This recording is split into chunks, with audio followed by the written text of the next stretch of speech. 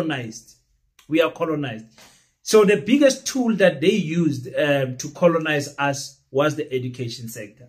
So now when you understand what I always say in this channel, always say it, is that we have to replace system with system.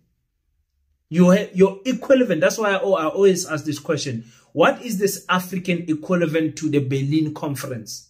1880, what is it? 84, 85.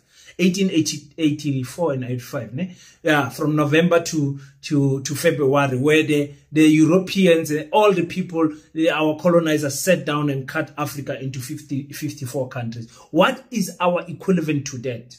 Now you come back to the education system. You say they have colonized us with education. What is our equivalent to that? Is to reintroduce our children to a different education system. Now, then the question comes, okay, if you are doing a Pan-African school, does it mean that you don't want other races in your school? Absolutely not. What do you mean?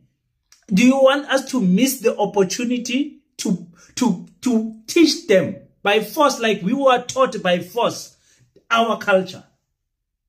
A Chinese person, a white person, an Indian person, and whoever person is welcomed in our school, they will be indoctrinated into our culture. Full stop. It's better that child is in Paseta than being in a racist school in Orania that's teaching them that other races are evil and other races are whatever. Pan-Africanism must never be used as a tool to reverse racism or reverse apartheid. We are not being Pan-Africanist so we can suppress other people. We are being Pan-Africanist because we want our people to be proud of our culture. And anyone that gets in contact with us must adopt or at least integrate into our culture and understand and respect our culture. We have white people in South Africa. White people in I work with these people. They don't know what Dumelang means, or Sanbonani means, Molweni means. Born in South Africa, and you ask yourself, but where did this person? Kanjani? I don't understand.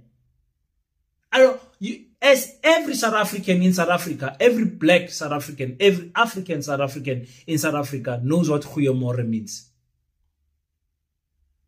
Every might be a big word, but the majority of us know what Khuyamore means. We know how to greet in Afrikaans. Even if you didn't do Afrikaans in school, you know how to greet in Afrikaans.